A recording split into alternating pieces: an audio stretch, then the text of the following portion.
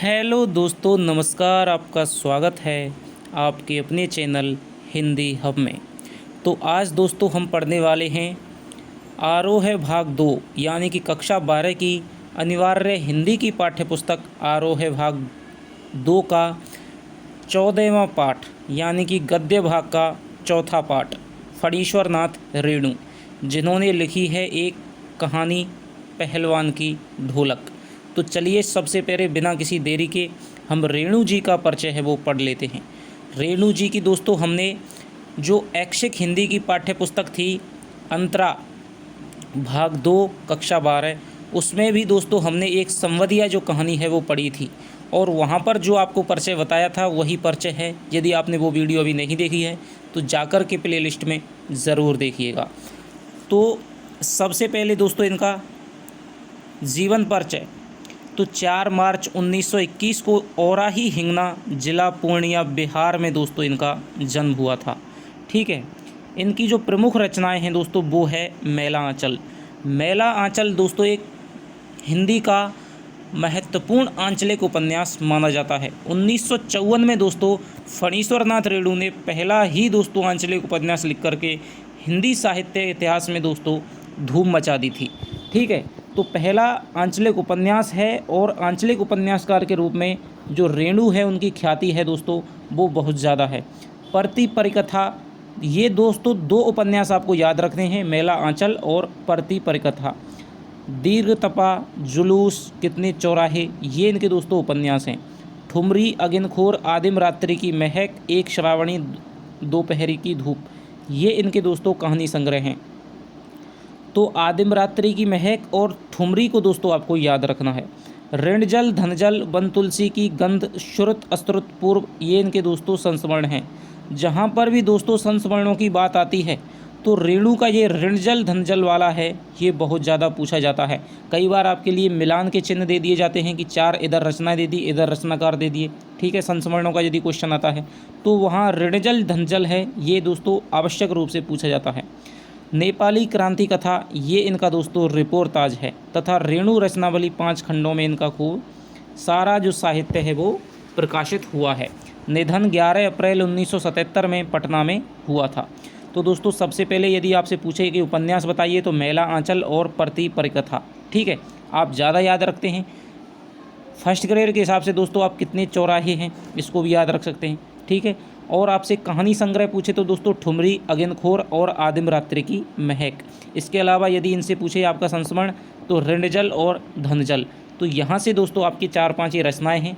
और जब हम हिंदी साहित्य में दोस्तों रेणु को पढ़ेंगे तब दोस्तों हम जानेंगे कि इनका पूरा है वो विस्तार क्या है। अब रेणु जी का ये दोस्तों कुछ कथन है। कुछ ऐसे चरित्र होते हैं जो प्राण प्रतिष्ठा पाते ही अपने सृजनहार के बंधे बधाए नियम कानून नीति अथवा फार्मूले को तोड़कर बाहर निकल आते हैं और अपने जीवन को अपने मन के मुताबिक गढ़ने लगते हैं।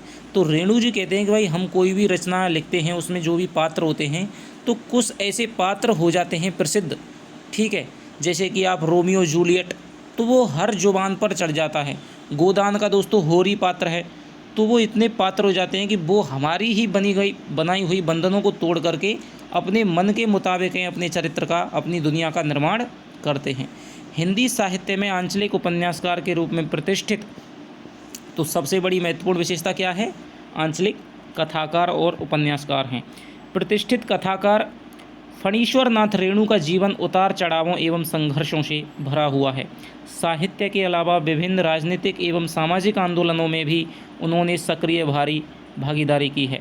दोस्तों जब हमने वो ऐच्छिक हिंदी में जब संवदिया कहानी पढ़ी थी तो वहाँ पर परिचय में दोस्तों बताया गया था कि नेपाल के राणाशाही विरोधी आंदोलन में जो फणीश्वर नाथ रेणु है इन्होंने सक्रिय भागीदारी की थी।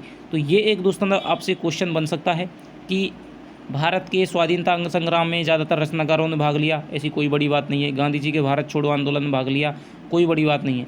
लेकिन नेपाल के राणाशाही विरोधी आंदोलन में दोस्तों किस रचनाकार ने भाग लिया? तो वहाँ पर 4 विकल्प होंगे, तो वहाँ पर आ जाएगा फणीश्वर नाथ रेणु। उनकी यह भागीदारी एक ओर देश के निर्माण में सक्रिय रही तो दूसरी ओर रचनात्मक साहित्य को नया तेवर देने में सहायक रही। सन 1954 में उनका बहुचर्चित आंचलिक उपन्यासकार, यदि आपसे पूछे कि किस प्रकार का उपन्यासकार है, ऐतिहासिक, ठीक है, चरित्रात्मक, आंचलिक और तिलिस्मी, तो मेला आंचल हो जाएगा दोस्तों आपके आंचलिक उपन्यासकार, जिसने हिंदी उपन्यास को एक नई दिशा दी। हिंदी जगत में आंचलिक उपन्यासों पर विमर्श मेला आंचल से ही प्रारंभ हुआ। इसलिए दोस्तों प्रथम सशक्त उपन्यास मेला आंचल को माना जाता है। आंचलिकता की अवधारणा ने कथा साहित्य में गांव की भाषा, संस्कृति और वहां के लोक जीवन को केंद्र में ला खड़ा किया। आंचलिकता दोस्तों क्या होती है? मैंने कई बार वीडियोज में आपको बताया है कि किसी भी अंचल विशेष की, किसी भी क्षेत्र विशेष की सारी विशेषताओं को, चाहे वो खान पान हो, रहन सहन हो, बोली हो, पहनावा हो, ठीक है, कुछ भी दोस्तों सब कुछ करने का ढंग है वो उस क्षेत्र विशेष का होगा। उसको दोस्तों जब हम किसी रचना में या कहानी में, उपन्यास में जब हम जीवंत करते हैं तो उसे ही हम आंचलिकता कहते हैं। लोकगीत, लोकोक्ति, लोक संस्कृति, लोक भाषा, लोक नायक की इस अवधारणा ने भारी भरकम चीज़ एवं नायक की जगह अंचल को ही नायक बना डाला, कि वहाँ पर कोई पात्र विशेष नायक नहीं होता है, बल्कि वो पूरा जो अंचल है, पात्र जो विशेष होते हैं वो किसी अंचल विशेष का ही प्रतिनिधित्व करते हैं। उनकी रचनाओं में अंचल कच्चे और अनगढ़ रूप में ही आता है। इसलिए उनका यह अंचल एक तरफ शस्य श्यामल है तो दूसरी तरफ धूल भरा और मैला भी।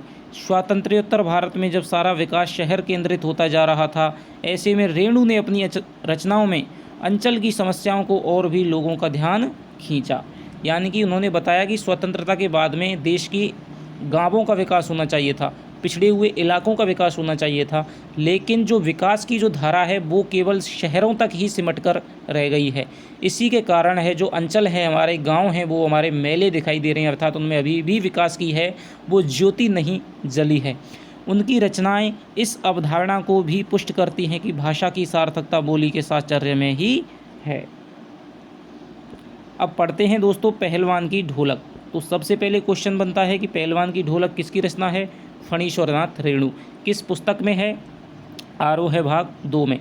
ज़्यादातर दोस्तों पुस्तक तो आपसे देकर के पूछता है कि फणीश्वरनाथ रेणु आरोह भाग 2 में दी गई पहलवान की ढोलक कहानी के अनुसार, ठीक है, तो ये इस प्रकार, लेकिन फिर भी आपको याद रखना है कि पहलवान की ढोलक है आपकी कक्षा 12 में। फणीश्वरनाथ रेणु की प्रतिनिधि कहानियों में पहलवान की ढोलक भी शामिल है। सबसे पहले आती है किस विधा की रचना है? कहानी विधा की रचना है। यह कहानी कथाकार रेणु की समस्त विशेषताओं को एक साथ अभिव्यक्त करती है, यानी कि इसमें आंचलिकता भी है, ठीक है, बोली का सहज सामंजस्य भी है, धारा प्रवाहिता भी है, तो सब कुछ दोस्तों जो रेणु की आंचलिकता, सब सारी विशेषताएं हैं वो एक साथ यहाँ पर अभिव्यक्त होती हैं। रेणु की लेखनी में अपने गांव, अंचल एवं संस्कृति को सजीव करने की अद्भुत क्षमता है।